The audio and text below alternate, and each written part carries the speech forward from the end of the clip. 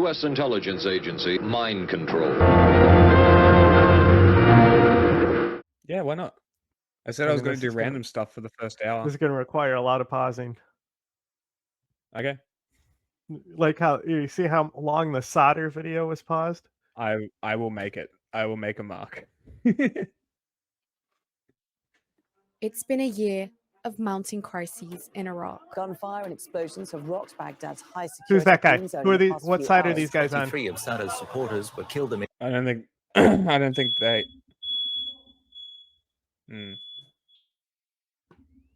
Hold on a second. Jack's house is on fire. Mob stormed the government palace. Someone's cooking and setting Demonstration the house of on force fire. by the populist Shiite cleric. For more than 10 months, Iraq's Pause elected it. lawmakers Pause it. have Just been pause it. unable to. Because there's too much that's going to be going on here. All right, pop quiz. What crisis is going on? It's 2022, but this is an important in context for understanding Iraq or Iraq or Iraq. Jack's pets are cooking. That's not nice to say about his family.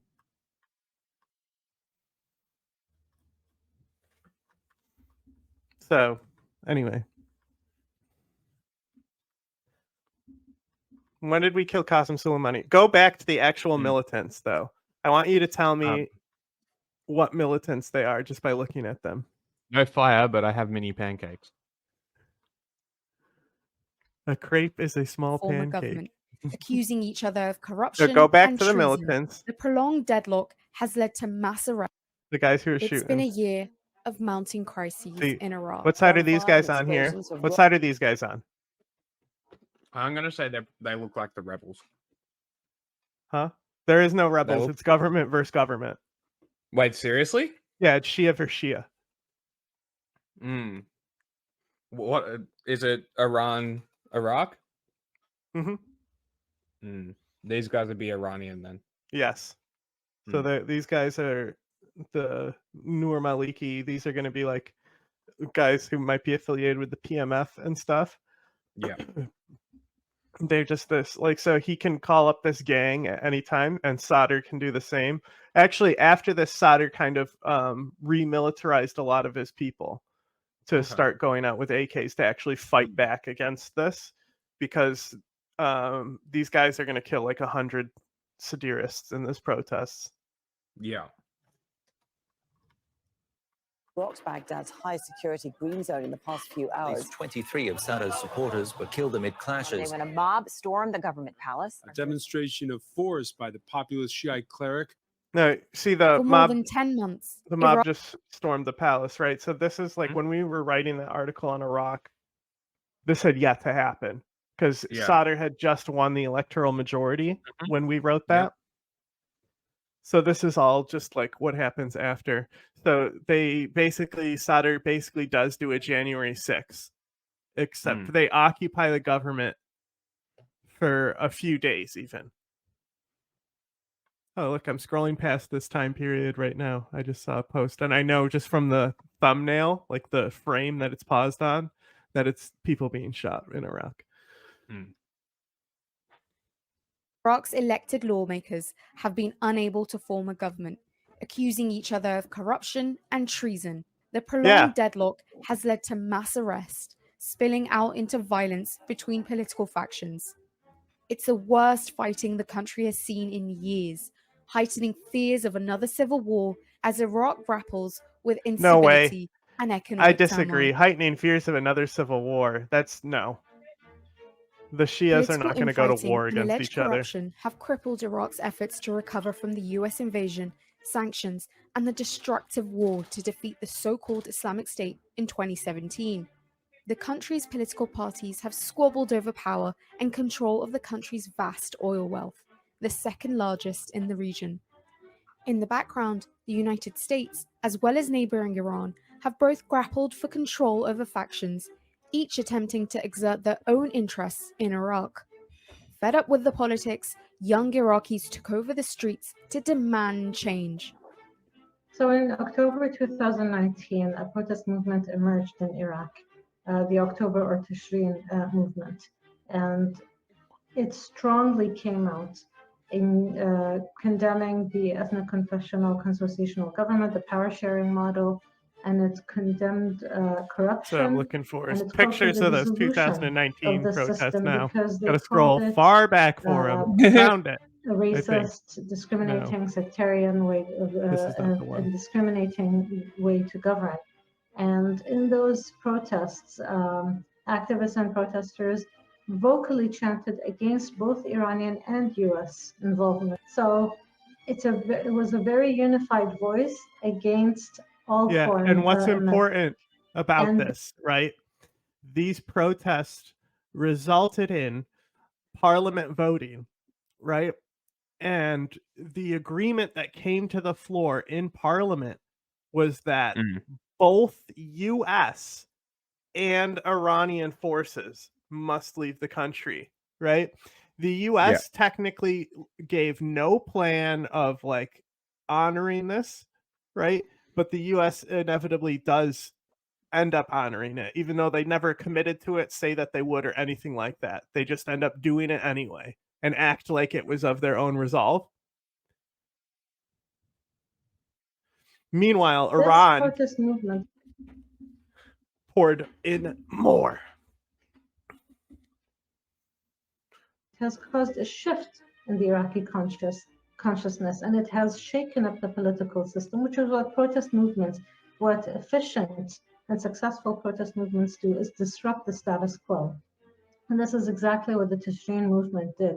It disrupted the status quo to the point that politicians now are grasping at straws, trying to prove that they're legitimate leaders, when in fact they're not. And when there was an election in October 2021, the voter turnout was super low, which raised questions about the legitimacy of the outcomes of the. Why he dip his finger in ink? That's a thing in countries where you might have different languages or lower literacy rates. Okay. So they, you put your thumbprint next to the candidate you're voting for, or your fingerprint, right? And then it's your I voted sticker for the day. So you'll see a lot of people coming out in a lot of countries, and they'll like be holding up a finger, showing that they have the ink on their finger to vote. Yeah, interesting. Election and who would govern next. In the aftermath of the 2003 US invasion, Iraq was split along sectarian lines between Sunni and Shia groups, whose fighting fueled violence and unrest in the country for years. When you politicize an identity, political parties will fight over legitimacy, over who is the rightful representative of that group, whether it's an ethnic-based identity group or a racialized one or a sect-based identity. And in the Iraqi context, we have parties fighting over representing their ethno-confessional group. So in the Kurdish region, we have the KDP and the PUK fighting to represent the Kurdish people. Among the Sunnis, we have Al-Busi and Kadbuli, two major. That's funny because I don't really think about the Sunnis that much as this, but like I never made the comparison that the Shia parties are split like the Kurdish parties are. The Sunnis, the Sunni is just a different thing, but also this is just showing why Joe Biden's plan for Iraq was the correct one, which was also supported by the IAI, who was the primary insurgency before Al-qeada in Iraq. They're actual Iraqi insurgencies. What was his plan? Basically, these would be, it would confederalize the state. Oh, okay. Interesting. Or yeah, either a confederal or federal state with each region being autonomous, basically. Whether it's centralized or not is a different thing. But ultimately, the U.S. government chose the plan that Al-qeada wanted, suspiciously. Making it one state and voting. Figures fighting over who will represent Sunnis. And amongst Shia, we have the strategic framework and the Sadrists fighting over who represents Shia. However, in the Sadrist context, he claims to represent all Iraqis, which is a little interesting because he has a history of killing Iraqis. And so does the strategic framework, mind you, that, you know, both groups have Yeah, but plans so for does actions, and this is what Maliki. makes things even more. Also, I'm pretty sure Sada doesn't. I don't know. There is a lot I don't know, but from what I read, it seems like he only really wielded mobs against America and invasion forces. There was a civil war, so. Well, okay. Well, I mean, it's a civil war. And he was part of that. They definitely killed Iraqis. Oh, for sure. More difficult. I can't find this picture Various I'm looking forces in for. Iraq have vied for influence in recent years. The deeply partisan politics echoed across the country's institutions, including the judiciary, the military and police, and the media. I thought Islam was anti idol worship, pictures, that sort of shit. 12er Shia is a little different. Okay. They don't care about the idol thing. Yeah, that's all I know. That's what Ace said. Okay. So I'm just repeating what Ace said to me. Interesting. I don't really know what a Successive 12er Iraqi- Shia is, but that's why Iran is kind of. They literally build statues and stuff. But Yeah. you'll see also, like, in Lebanon, they'll put pictures of politics up. In Syria, they obviously do it as well. But it's not like Saddam didn't do this. But like specifically, it's like a Shia thing to use pictures, it seems, in the Middle East. But I'm not sure if it's like, you know, I don't know the differences between the sects and stuff like that. Yes. Like, I know the difference between Sunni and Shia, but not the like inter differences between that. Governments were plagued with ineffectiveness and alleged corruption, leading to mass protest movement in 2019. God, I wish I could find these pictures of that 2019 Ordinary Iraqis protest. were united in calling out the dysfunction of the Muhassasa system, an ethno-sectarian apportionment system that was imposed following the US invasion. Right, The we're system switching to distributes Google political power and state resources instead between of three looking main for it on religious my and own ethnic Instagram. groups: Shia, Sunni, and Kurds. It was meant to unite Iraq and present a democratic alternative to Saddam Hussein's Oh my dictatorship God. and persecution. This Civil was like service jobs and government they contracts were have calling also this basically like Iraq's Arab Spring. They were like, it's the next Arab Spring 2.0. Government shoots been 100 distributed people. along these same ethno-sectarian lines. Yeah. And as a result, governments have been unable to make key policy decisions and have failed to provide for even the most basic needs of their citizens. One of Iraq's key political players is Muqtada al-Sadr, who emerged as an influential Shia cleric in the aftermath of the civil war. And you can read our article about him on our Substack. Or watch the last video where I did a huge thing about it. Yeah, that one often too. spurring them into action through social media posts. Go read the article. In October, he emerged as a clear winner in Iraq's election, but almost a year on had failed to form a government faced with fierce opposition from rival Shia parties, namely the Iran-backed Coordination Framework. Muqtada al-Sadr claims to be a reformer, claims to oppose the ethno-confessional system that I am describing to you. And he's arguing that he wants a government that's based on the majority, one that represents the people. And so he has refused any attempt from his political counterparts to come back to the table and reach consensus. And he has encouraged his supporters to go out in a quote-unquote revolution. After his calls for the dissolution of parliament and fresh elections were ignored, al-Sadr tried to force his rival's hand, ordering his members to resign and his supporters to storm parliament and occupy it for weeks. Then, in August, al-Sadr announced Successful he was leaving Jan politics, 6. further angering his followers, who stormed the presidential palace, fighting with supporters of rival Shia factions. The violence prompted Iran to close its air and land borders with Iraq, just as millions of Iranians were preparing for an annual If only pilgrimage we to could have Shia kept them shrines. closed. Although the violence subsided after Sadr's call to his supporters to stop the protests, critics say it was merely a tactic to show his opponents his real influence in the streets.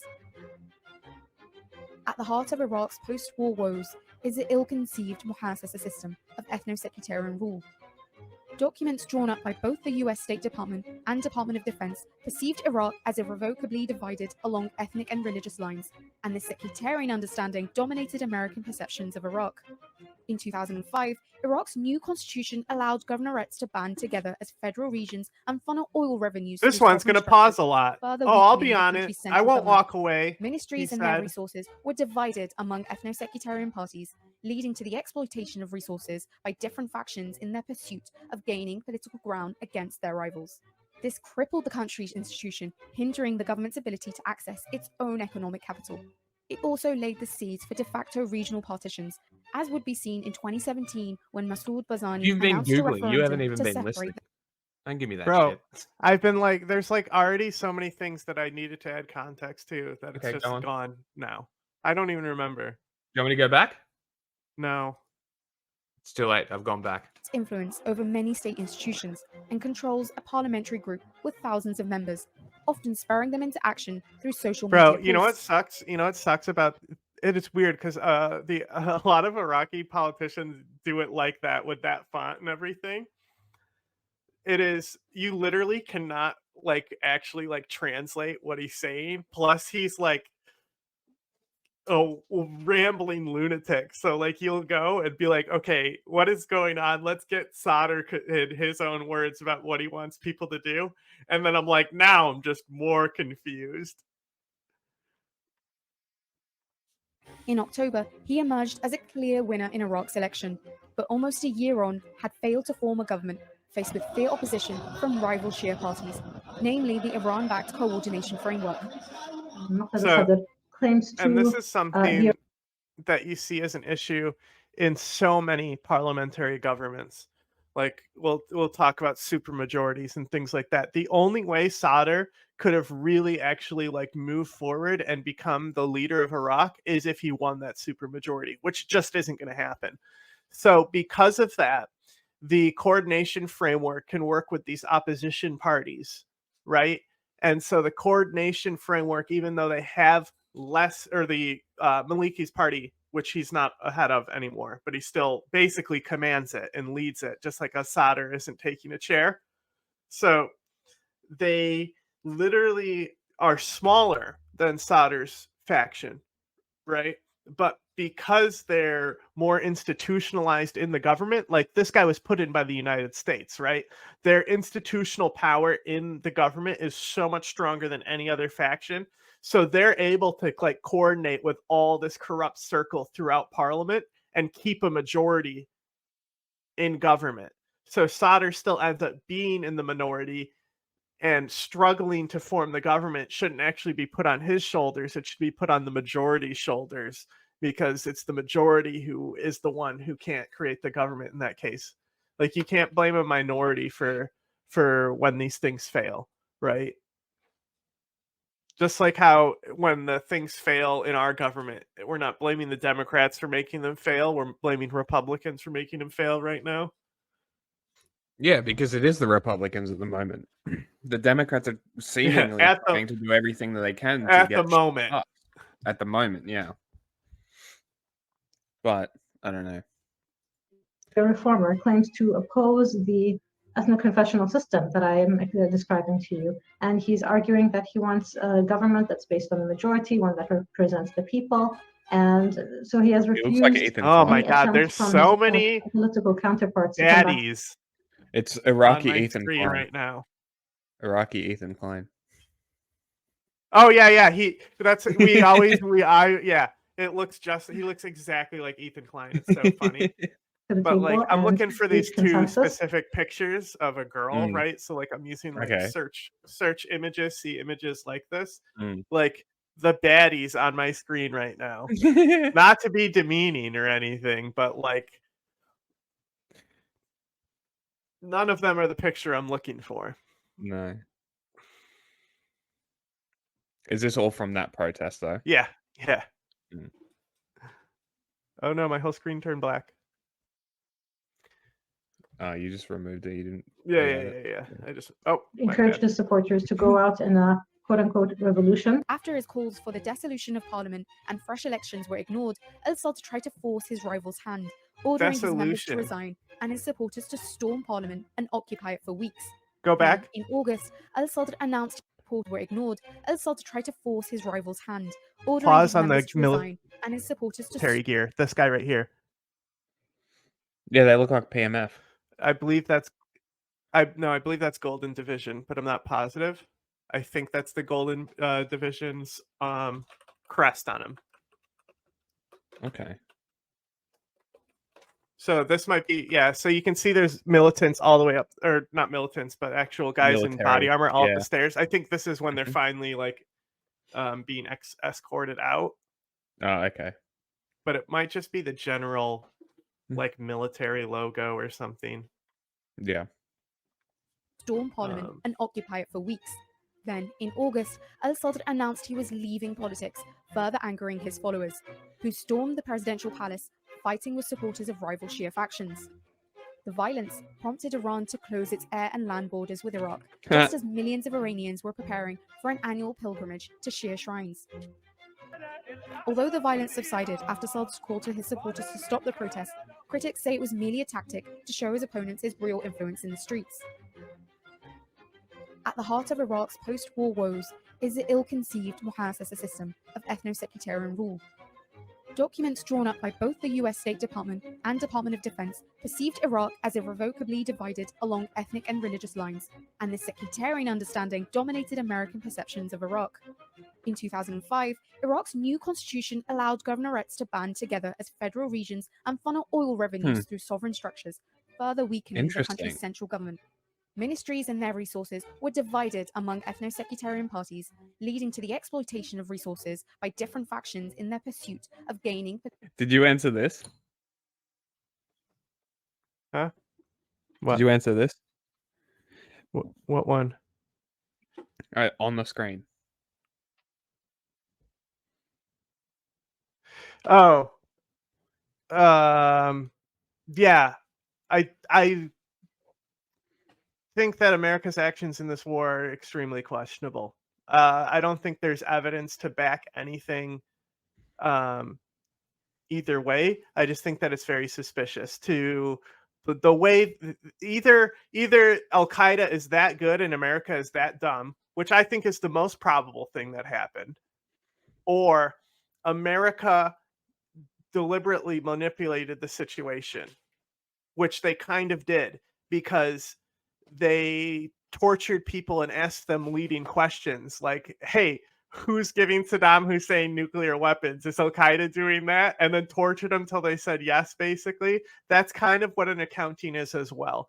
So it could either be Al-Qaeda putting agents in and wanting that to happen, which they did anyway from the start. It's very clear. It's in the their key doctrine is outlined in this book called Management of Savagery, which you can't actually look up because Max Blumenthal wrote a book of the same name. So now only Max Blumenthal's book comes up instead of the one that's the founding strategy for Al-Qaeda. And even in this, it says 2014, and we're going to have an Islamic State rise in Iraq. It's all in there. And it's to the year by year of what actually ends up happening within 1 to 2 years on each of those things.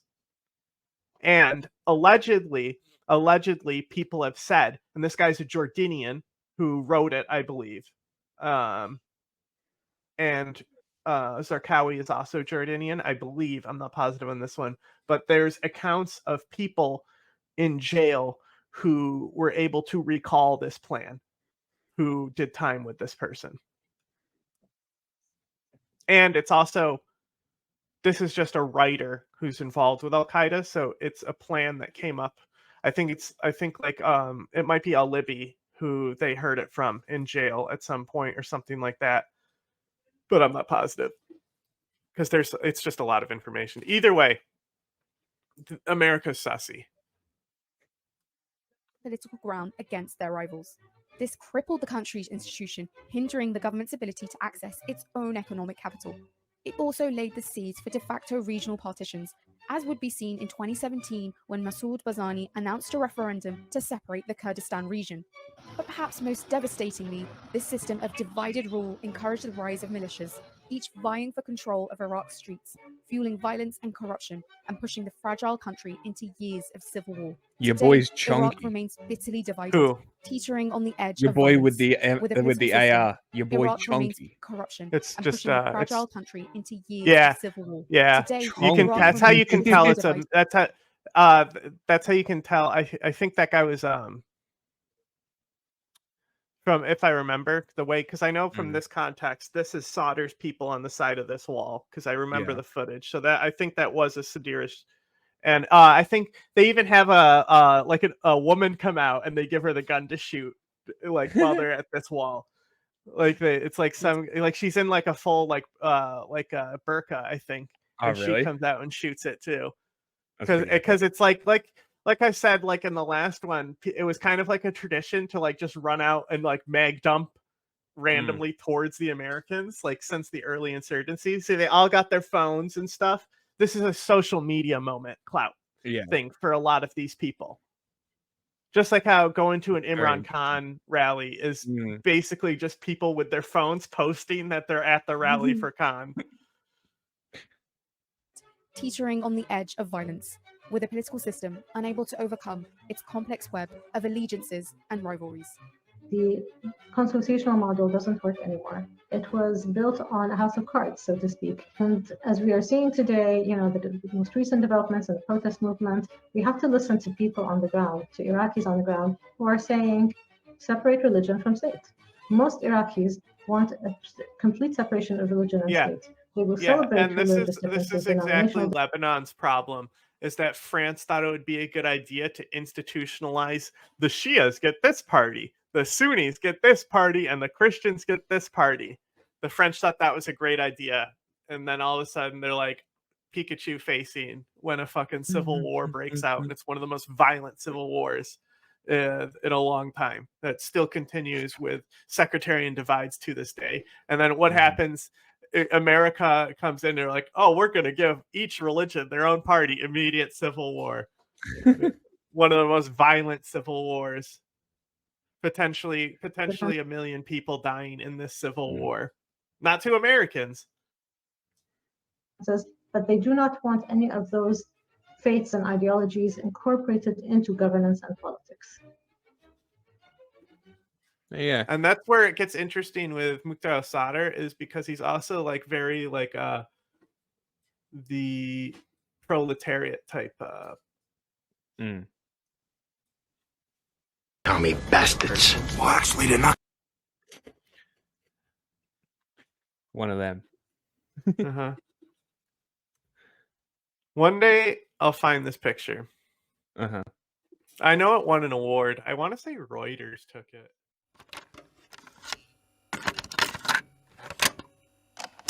Are you aware of a CIA psychological profile about you, sir? Would you be interested in hearing what the CIA had to say? This secret study portrays as a brilliant but dangerous megalomaniac who is likely to pursue his own aims in disregard of U.S. interests. He's an uncertain ally. Shall I go on, or would you prefer that I stop, sir?